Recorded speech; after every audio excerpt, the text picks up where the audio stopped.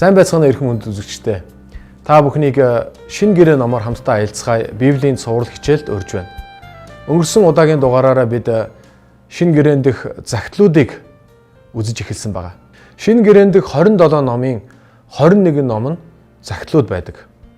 Эдгээр захидлуудаас 13 захидал нь Паулын бичсэн захидал, харин үлдсэн 8 нь өөр хүмүүсийн бичсэн захидлууд байх юм. Паулын бичсэн 13 захидлын 9 нь чуулганд хандсан захидал байдаг бол 4 нь хувь хүнд хандсан захидал байгаа юм. Паулын 13 захидлыг агуулга ба он дарааллаар нь 4 хэсэгт ангилж болдог. 1-2 дугаар Тесалоник ном Христийн дахин ирэх тухай, мөн итгэгч хүмүүсийн зовлон дундах итгэл найдвар, эцсийн үеийн тухай бас өгүүлсэн байна.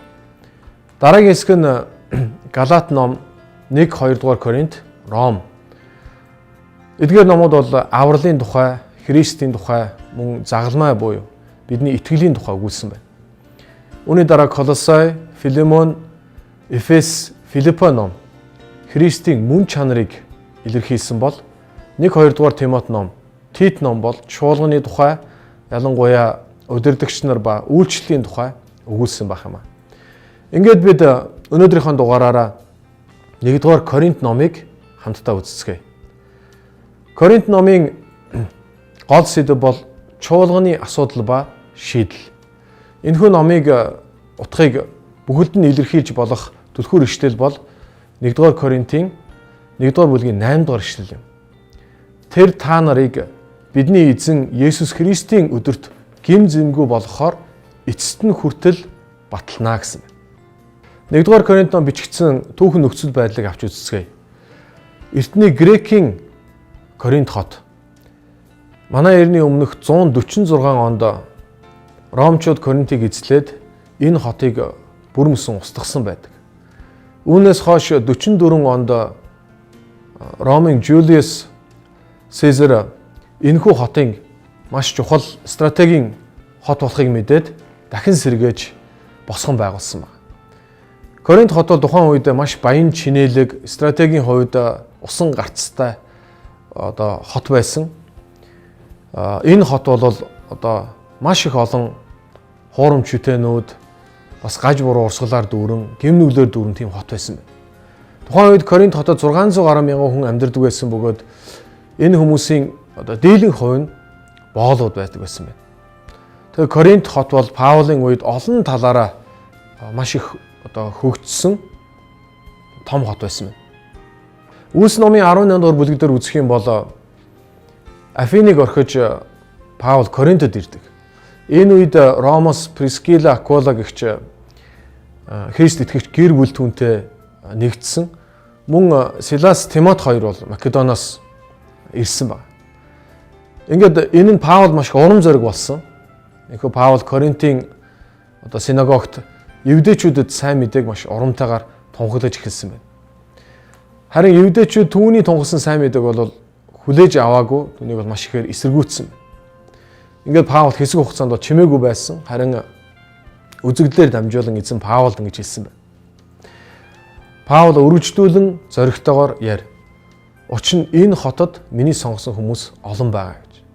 Ингээд Паул 1 жил 6 сарын туршид Коринтод үлдэж сайн мэдээг тунхагласан бөгөөд энэ үед Коринтын чуулган бол байгуулагдсан байна. Паул Коринтыг орхин явах үед Балчир чуулганд маш олон янзын асуудлууд тулгарч бий болсон байна. Ингээд хожим Паулыг Эфест байх үед Коринтын чуулганд хонжилж байсан Апол түүнтэй уулзахаар ирсэн байна. Тэр үед Коринтын сүмд байгаа маш олон янзын асуудлуудыг тэр ганцаараа шийдвэрлэж чадахгүй асуудлуудыг бол Паулд авчирсан байна. Ингээд Паул энэхүү олон асуултуудын бас асуудлуудын хариултыг болгож энэ загтлыг бичээд Тимотоор дамжуулан Коринтынд бол илгээсэн байна. Тэр Паул Аполыг Коринт руу иргэн очиж үйлчлээсэй гэж хүссэн боловч Апол бол Коринтод маш хүнд хэцүү байсан учраас тэр дахиж явахыг бол хүсээгүй байдаг. Коринтын чуулган байгуулагдаад хэдэн жил өнгөрсөн боловч тэд яг л сүнслэг байдлаараа итгэлээрээ бол бачир хүүхдүүдтэй адилхан байсан. Тэдний дунд хагарал, бутрал, өрсөлдөөн, аливаа гим нүгэл, ёс суртахуунгүй байдлууд, бардамнал гээд олон асуудлууд өрнөж байсан үүнийг бол одоо баталдаг байна. Тийм учраас 1-р Коринт ном бол чуулган одоо болсон, одоо өөрчлөгдөх цаг, одоо өсөж төлөвшөх цаг юм а гэдгийг тунхаглаж байгаа юм. Коринт ном нь чуулганы талаар хамгийн их одоо олон асуудлуудыг хүндсэн, дэлгэрэнгүй хүндсэн тийм ном байдаг. Тэгэхээр Паул Коринтын чуулганд дах энэхүү олон одоо асуудлуудын талаар тэдэнд хариулт болгож, тэднийг засаж залруулахын тулд, мөн зөвлөгөө өгч, тэднийг зэмлэхийн тулд энэхүү загтлыг бичсэн байна.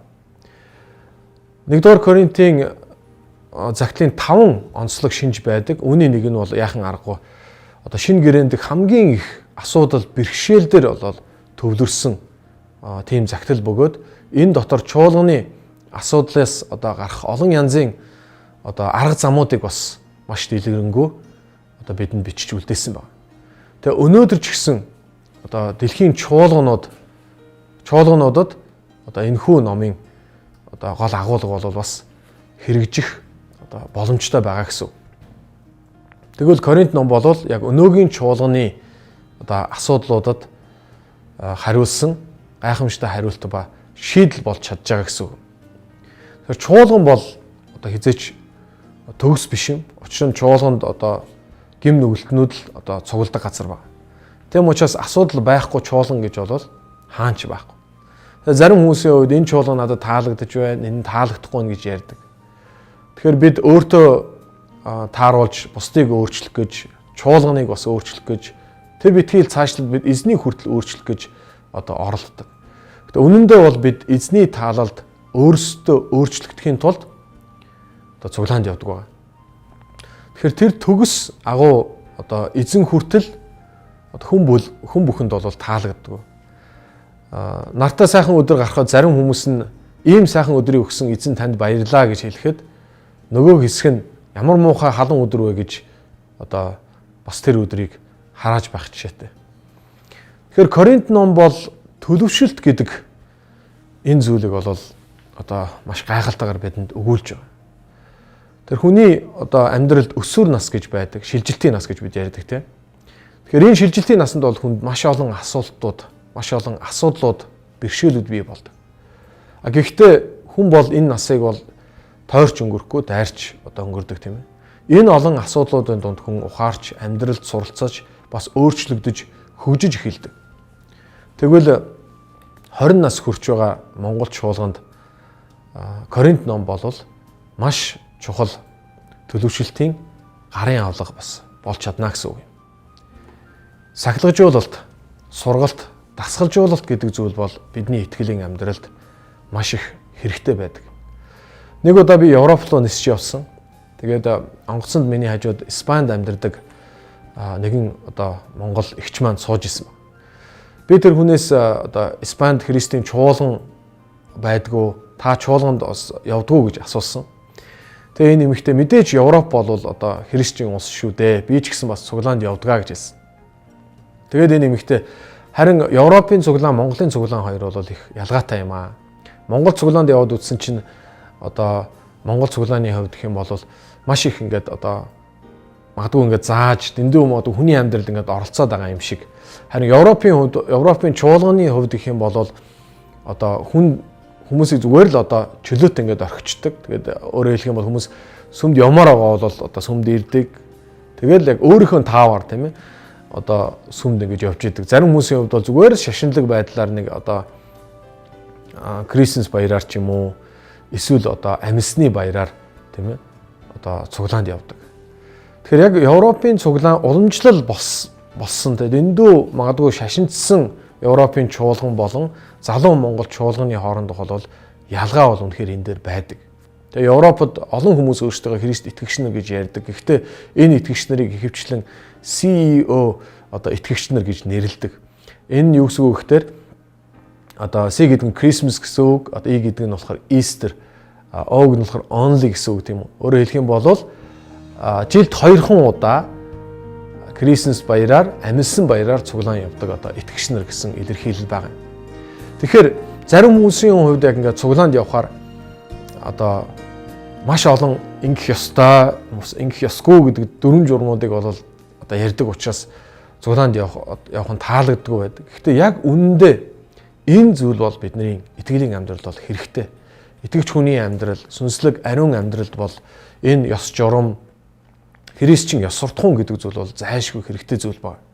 Хэрэв бид энэ зүйлээс татгалзаж энэ зүйлийг үгүйсгэх юм бол бид ням гариг болгон цуглаанд явдаг ч гэсэн яг бидний амьдралд эзэн таалагдах анхлын үнэр, ариун сүнсний үр жимс гэдэг зүйл бол байхгүй, байсан ч маш одоо бага байна гэсэн үг байна.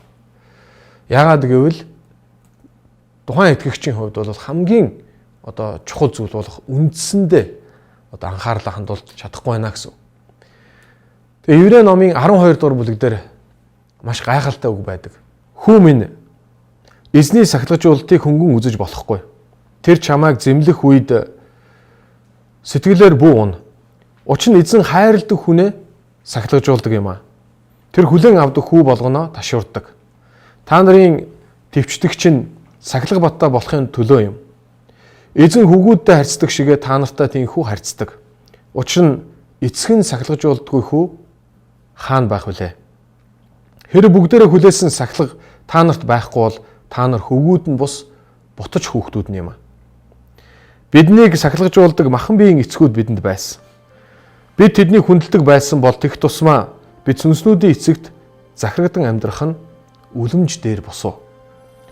Учир нь тэд өөрсдийн үзмжийн дагуу биднийг богино хугацаанд сахилгажуулсан.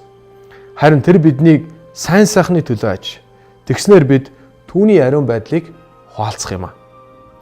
Бүх сахилгажуулалтын тухайн үедээ баяр хөөртэй бус. Харин ууг ашуутай санагдвч дараа нь энэ нь түүгээр сургагдсан хүмүүст зөвхт байдлын амар амгалангийн бүхэл үр жимсийг төрүүлж өгдөг гэсэн байна. 1-р Коринтын 4-р бүлгийн 15-р ишлэлдэр Паул сайн мэдээгээр дамжуулан би та нарын аавтай адилхан болсон гэж. Бид анх Иесус Христэд итгэх үед чуулганы пастор, илгээлтийн эзэн, итгэлийн олон ах эгч нар бидний амьдрал байж тэр биднийг заримдаа зааж, буруу зүйл хийхэд маань биднийг залруулж, зэмлэж байсан. Энэ нь яг л 2-р Тимот номын 3:16 дээр хэлсэн шиг судар бүр эзний амьсгалснаар байгаа бөгөөд заахад, зэмлэхэд, залруулахад, зөвхт байдал дотор чиглүүлэхэд тустай гэсэнтэй адил юм. Ингээд хамтдаа 1-р Коринт номоо дэлгэцгээе.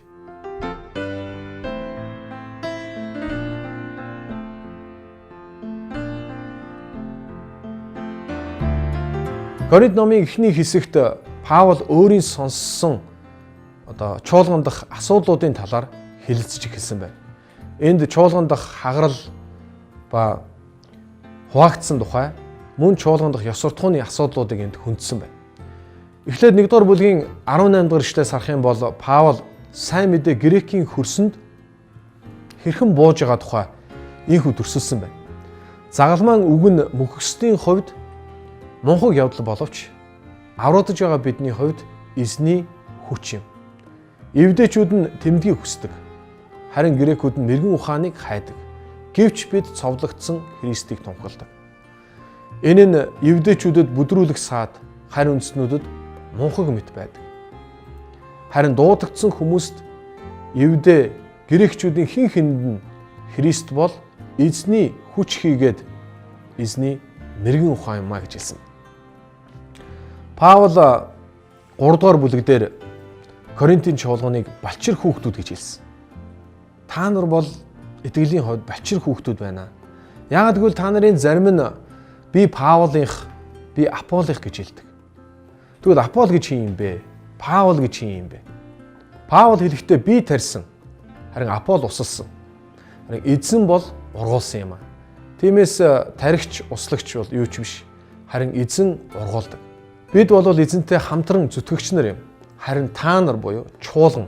Чуулган бол эзний тариалангийн талбай, эзний барилгатай адилхан гэж хэлсэн. Тэгвэл тавигдсан ганц суурь болох Есүс Христээс өөр суурийг хинч тавьж чадахгүй гэж үгүйсэн.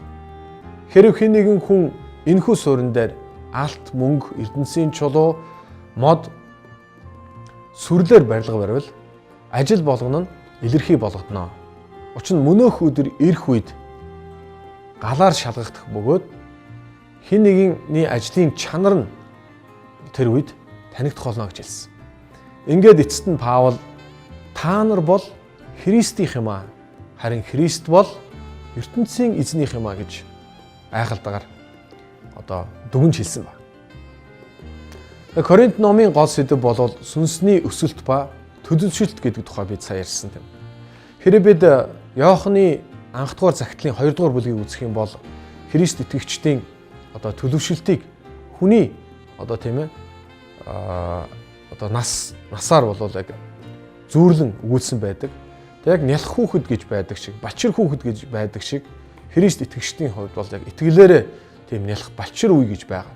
Энэ үед бид эзний тухай, тийм аавынхаа тухай улам илүү ихээр таньж мэдэж, түүний хайрлаг улам илүү их ойртож, хайрын харилцаа холбоон дотор бид илүү өсөх ёстой гэж хэлсэн байна. За үүний дараагаар залуу үе. Тэгэхээр залуусыг тодорхойлохдоо залуусын дотор нь зүр сэтгэлд нь эзний үг байдаг бөгөөд тэд муу нэгнийг бас гим нүглийг ялан дийлсэн гэдэг тодорхойлт энд гарч ирж байна. За үүний дараагаар бол аавууд эцгүүд гэж илэрхийлсэн. Тэр энэ аавууд нь яг Паултай адилхан итгэлээрээ үлгэр дуурайлал үзүүлж чадах ёс суртахууны эрх мэдэлтэй тийм итгэлийн цаг үеийг энд хэлж байгаа. Тэгэхээр Паул 4-р бүлгийн 16-р эшлэлдэр Коринтын чуулганд намайг дуурай, надаас суралц гэж хэлсэн нь бас 11-р бүлэгдэр би Христээс суралцаж Христийг дагдаг юм а гэж тийм ээ өгүүлж байгаа юм. Тэгэхээр тухайн үед Коринтын чуулган дотор болж исэн асуудууд, мөн чуулганы гадна болж исэн тийм олон асуудлуудыг энд бол өгүүлж байгаа тийм. Тэгэхээр чуулганы хувьд гэх юм бол гишүүд нь сүнслэг бус тийм байдалтай, мөн тэдний эргэн тойронд маш олон янзын шашны урсгалууд, гаж буруу сургаалууд, гим нүглүүд тэдний дунд эргэн тойронд байсан. Мөн чуулган дотроос тэр бэлгийн харилцааны ёс суртахуунгүй байдлууд, гэр бүлийн асуудлууд, итгэгч хүмүүсийн хоорондоо байгаа тэр хэрэгүүдийг шүүхээр шийдвэрлсэн энэ мэт маш олон асуудлууд байсан байна. Тэгэхээр хэдийгээр ийм олон асуудлууд бидний амьдралд эргэн тойронд байдаг ч гэсэн итгэгч хүмүүс бол өөр байх ёстой юм аа. Ариун байдал гэдэг бол гэмт байдлаас ангид тустай байдлыг илэрхийлж байгаа. Ийхүү бид өөр байснараа, ангид тустай байснараа бид нар нийгэмд жинхэнэ гэрэл нь давсан болж чадах юм аа. Учир нь чуулган бол итгэгч хүн бол Христийн биетэй адилхан бид түүний ариун бэр мэт байхаар дуудагдсан байна. 6-р бүлгийн 9-р эшлэлээс бид харах юм бол бидний өөрчлөгдсөн амьдрал бол бидний гэрчлэл, мөн бидний сайн мэдээ, гэрэл ба давсан, мөн бидний итгэлийн хүч чадал, ёс суртахууны эрх мэдэл болдог гэдгийг харуулсан ба.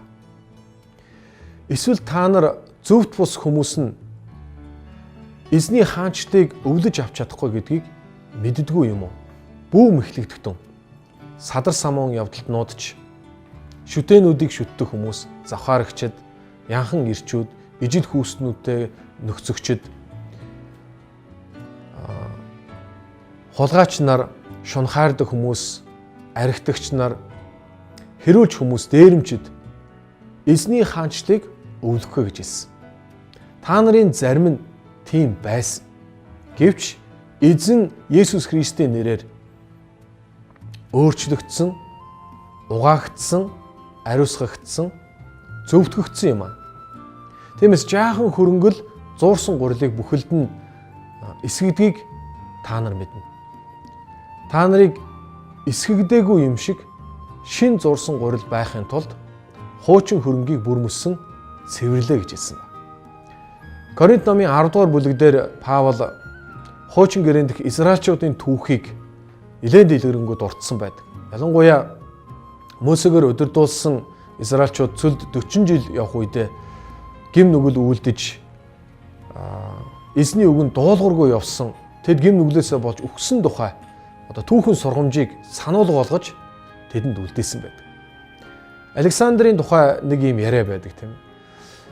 Алдарт Александр Жанжны бол айрамд яг түүнтэй адилхан нэртэй Александр гэдэг нэртэй нэгэн цэрэг байсан. Харамсалтай тэр цэрэг бол одоо Жанжин шигээ тийм одоо эрлэхийг зоригтой цэрэг байж чадаагүй маш хулчгаар одоо муу цэрэг байсан. Энэ тухай мэдсэн Александр нэг удаа тэр цэрэгтэй уулзаад түүнд тэгж хэлсэн. Чи нэг бол үйлсээ соль. Өөрийгөө зас. Эсвэл чи нэрээ солио гэж хэлсэн байдаг. Коринтын 6 дугаар бүлгийн 19 20 дугаар ишлэл. Та нарын бие бол эзний та нарт өгсөн та нарын дотор байдаг ариун сүнсний сүм мөн гэдгийг та нар мэддэггүй юм уу? Та нар өөрсдийнхөө биш гэдгээ мэддэггүй юм уу? Тиймээс биеэрээ эзнийг алдаршуулахтун гэсэн баг. Мөн 3:16 дээр бас та нар өөрсдөө эзний сүм бөгөөд эзний ариун сүнс та нарын дотор оршин байдаг гэдгийг та нар мэддэггүй юм уу? Эзний сүм бол ариун бөгөөд тэр сүм бол та нар юм а гэж хэлсэн байна. Тэгэхээр евдээчүүдийн хувьд сүмийн тухай маш олон янзын ойлголтууд байдаг байсан. Ялангуяа хуучин гэрээний майхан сүмийн ойлголт бол маш гайхалтай. Тэгэхээр майхан сүм дотор бол ариун газар, онцгой ариун газар гэж одоо хэсэг байсан. Тэгэхээр энэ хэсгийг бол яг одоо барихтаа цөлийн одоо тийм ээ заг модтой адилхан тийм хатуу модыг одоо засаж тэгшлээд одоо банз болгоо тийм ээ. Тэгээд энэ одоо модоо алтаар бүрж 48 одоо тийм хавтанг бий болгоод энэ хавтангаар бол энэ одоо хэсгийг бол барьсан байдаг. Тэр хуучин гэрээний одоо майхан сүмийн бүх элементүүд бол яг тэр заг модтой адилхан тийм ээ хатуу дахисан модтой адилхан гэмт хүн эзэн дотор өөрчлөгдөж алт шиг мөнгө шиг итгэлээр бүрэгдэж эзний сүмийг барьж байгуулж эзний сүмийн нэг хэсэг болж байгаа гэдгийг маш гайхалтайгаар дүрслэн үзүүлсэн байдаг. Тэгэхээр 48 хавтан гэдэг маань яг л одоо эрэгтэй эмэгтэй хүний одоо хавирганы тоон нийлээ 48 болдог гэдгийг бол харуулсан. Тэгээд тэр ариун газар ба онцгой ариун газар гэдэг бол яг хүний одоо биетэй адилхан гэж бол энд өгүүлсэн байна. Тэр эрэгтэй эмэгтэй одоо хүнд бас яг тэр онцгой ариун газар гэж бол оршин байдаг. Тэгээд найхан сүмийн энэ ариун газарт онцгой ариун газарт бол хэн дуртай болгоно ордоггүй. Зөвхөн одоо эзнээс томилогдсон тэр нэгэн одоо тэрүүн дахилчил тийшээ ордог байсан. Энэ нь итгэгч хүний бие бас сүмтэй адилхан бөгөөд бидний ариун газар бас бидэнд бас онцгой ариун газар гэж байдаг. Тэнд зөвхөн эзнээс өгсөн одоо эхнэр нь юм уу нөхөр нь бол тэнд одоо тийм ээ орох зохистой байдаг. Тэгэхээр хэрвээ одоо эрэгтэй хүний хувьд одоо хэн дуртай хүн болгонтойгоо одоо хэрвээ завхаарах юм бол энэ байдал нь алдагдана гэсэн үг. Мөн эмэгтэй хүний хувьд бас яг зөвхөн дахилчил орох онцгой ариун газарт тийм ээ одоо хэн дуртай хүн болгоно орж гардаг байх юм бол энэ онцгой ариун газрын байдал нь бол бас л алдагдана л гэсэн үг. Тийм учраас Паул энхүү одоо бидний бие болол чуулгантай адилхан гэдгийг бас гайхалтайгаар одоо зүйрлүүлэн хэлсэн байна. Мөн Коринт номон дээр бол гэр бүлийн тухай, гэрлэлтийн талаар ганц бие байх тухай ч гэсэн одоо олон янзын одоо зөвлөгөөнүүдийг бол өгсөн байна. Тэгэхээр гэр бүл гэдэг бол тухайн одоо цаг үед ч гэсэн өнөөдрийн цаг үед манай нийгмийн гол одоо тийм ээ асуудал болсон байна. 90-ад оноос хойш монголчууд одоо зах зээл шилжих үед маш олон эрчүүд гадаадад ажиллахаар явсан. Өнөө цаг үед бол уурхайл ус олон эрчүүд маань явж байна. Эндээс бол гэр бүл салтын тоо бол маш их одоо өсөж байгаа. Мөн одоо нийгэмд одоо энэ гэр бүлийн үнц нь гэдэг зүйл алдагдсан. Хүмүүс одоо гэр бүл болохоосоо илүүгээр зүгээр л хамтарч амьдардаг тийм ээ. Энэ одоо гэр бүлийн одоо тогтворгүй байдал бол яахан аргагүй одоо манай нийгмийн одоо монголчуудын маань нэгэн одоо тийм одоо эмгэнэл бас одоо маш тийм сул тал болсон байна. Тэгвэл яг энэ цаг үед Христэд итгэгчдийн ариун гэр бүл гэж одоо ярьдаг тийм. Энэ одоо ариун шударга үнэнч одоо гэр бүлийн энэ ёс журамтай байдал бол одоо эргээд одоо нийгмийг өдгөрлөн байлдан дагуулах одоо маш гайхамшигтай одоо том зэвсэг болж байгаа юм гэдгийг би бас энд онцлмоор байна.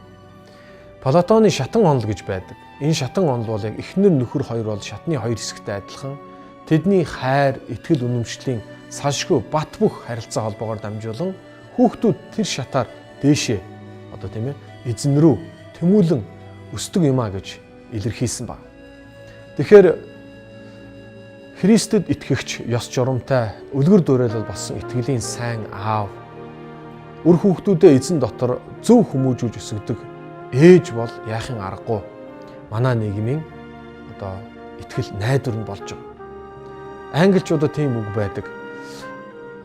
Үр хүүхдүүдэд итгэлийг заадаг, Библийг заадаг итгэлийн сайн ээж бол 100 багштай тэнцдэг юм аа гэж. Харин Испанид болохоор хүүхдүүдэд Библийг заадаг зөвхт сайн аав бол 10 пастортай тэнцдэг юм а гэсэн үг байдаг. Америкийн нэгэн пасторын гэр бүл төрсөн Джонатан Эдвард гэдэг хүү байсан. 13 нас хүртлээр энэ хүү латин хэлийг бүрэн эзэмсэж, латин хэл дээр Библийг уншдаг болсон байна.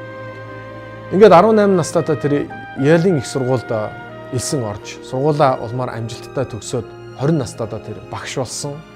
23 настайдаа тэр аавыгаа дуурайгаад пастор болсон байна. Аав ээж нь багаас нь хүүдээ Библийг зааж өгөхөөс гадна үлгэр жишээ гайхамшигтай итгэлийн амьдралаа түүнийг дагуулсан.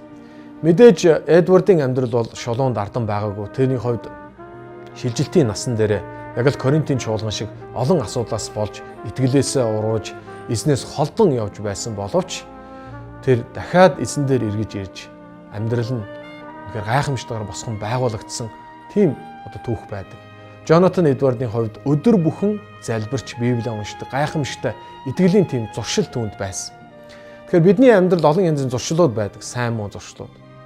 Тэгвэл таны амьдралд байдаг муу зуршлууд удаанаар таныг өхүүлдэг бол таны амьдралд байдаг итгэлийн зөвхт сайн зуршлууд нь удаанаар таныг бас барьж байгуулдаг юм. Тэгэхээр Джонатан Эдвард ба яг түүний үед түүнтэй хамт амьдарч байсан одоо Смит гэдэг хүний гэр бүлийн 200 жилийн түүхийг Америкийн гэр бүл судлаач нар одоо судалсан байдаг. Тэгэхээр 18 дугаар зууны үед амьдарч байсан Джонатан ба Смит хоёрын одоо гэр бүл үр хүүхдүүдийг нь судалсан энэхүү судалгаа бол судалгааны үр дүн бол маш гайхалтай зүйлийг бол харуулж өгсөн байна. Тэр эхлээд Смитийн гэр бүлийг авч үзье. Тэгэхээр Смит бол Библи уншдаггүй, мэдээж тэр бол Есүст итгэдэггүй. Тэгэхээр түүний хувьд бол маш их арх одоо хэрэгэлдэг одоо тийм хүн байсан. Түүний гэр бүл үр хүүхдүүдийг авч үзэх юм бол тэдний хүүхдүүдээс 109 хүн нь одоо тийм ээ цаазаар ахуулах одоо ялыг сонсч байсан. 3-ны 1 нь сэтгэл мэдрэлийн бас өвчтөй байсан. Биеийн үнэлэгч нар болон нийгэмд аливаа суртахуунгүй одоо байсан олон одоо тийм хүүхдүүд энэ гэр бүлээс төрөн гарсан тухай судалгаа байдаг.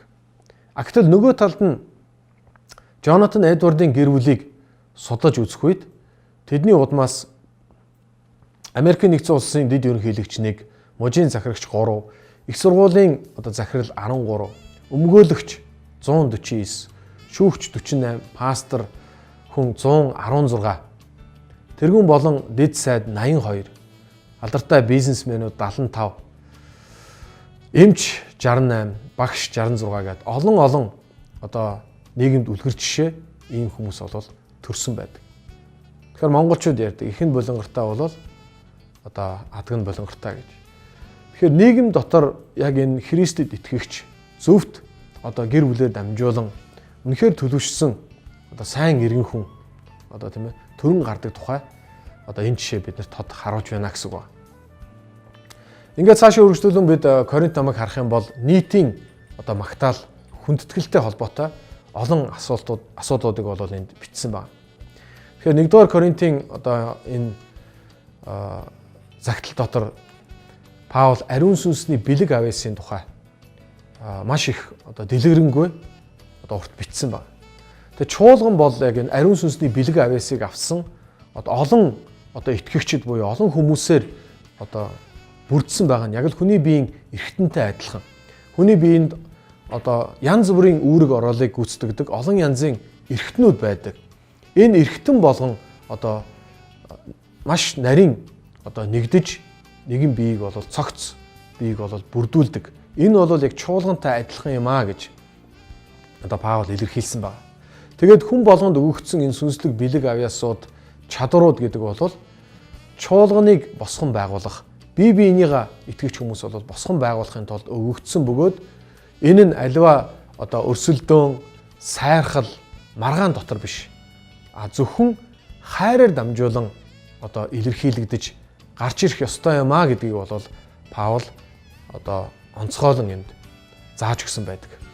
Тэгэхээр ариун сүнсний бэлэг авьяасыг илэрхийлсэн одоо заасан бүлэг бол Коринтын 12 дугаар бүлэг, мөн 14 дугаар бүлэг байна. Харин энэ хоёр бүлгийн дунд бол одоо 13 дугаар бүлэг гэж мэдээж байна. Тэгэхээр 1 дугаар Коринт номын 13 дугаар бүлгийг бол хайрын бүлэг гэдгээр нь бол одоо хүн болгон сайн мэддэг.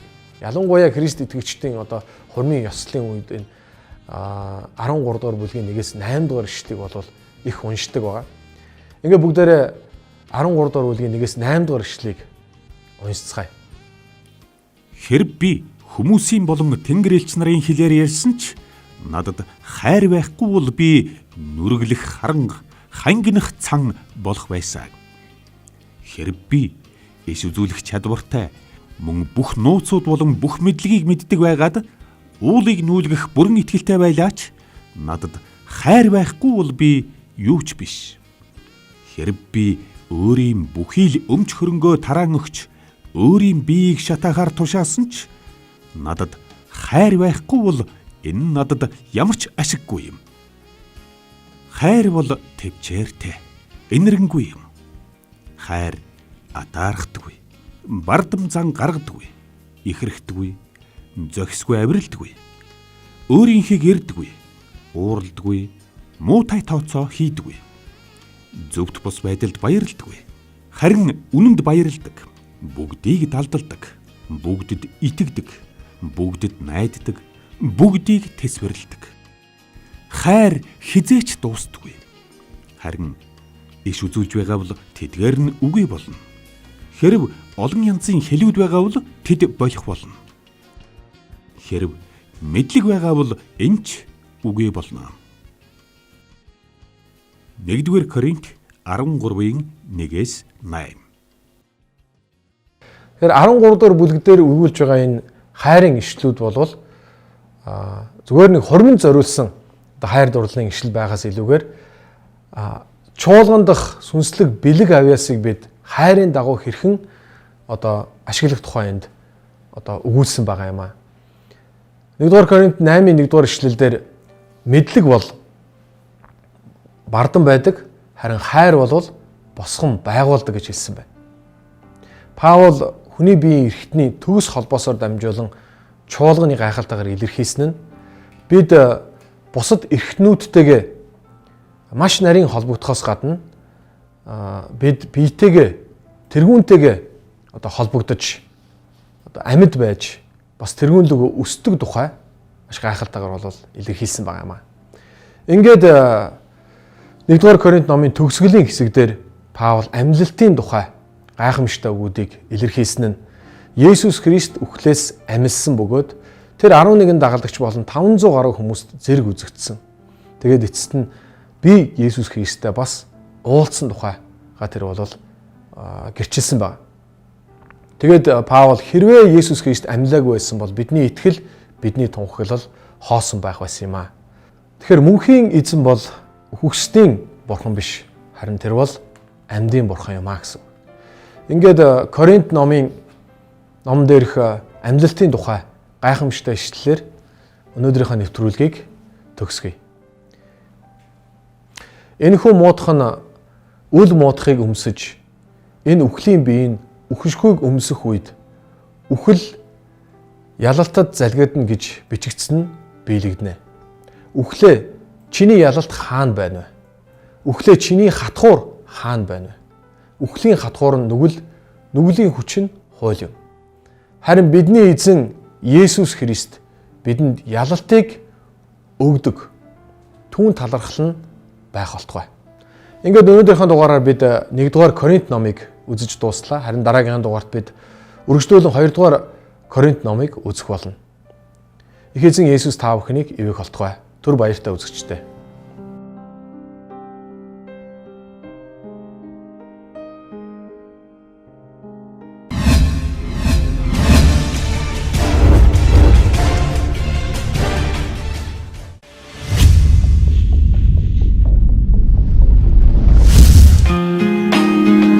Түүний нэрийг дуудсан болгон аврагдана гэж Библи хэлдэг.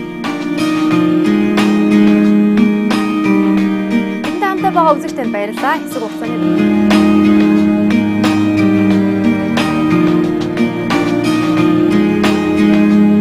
Их эзэн Есүс та бүхнийг ивэх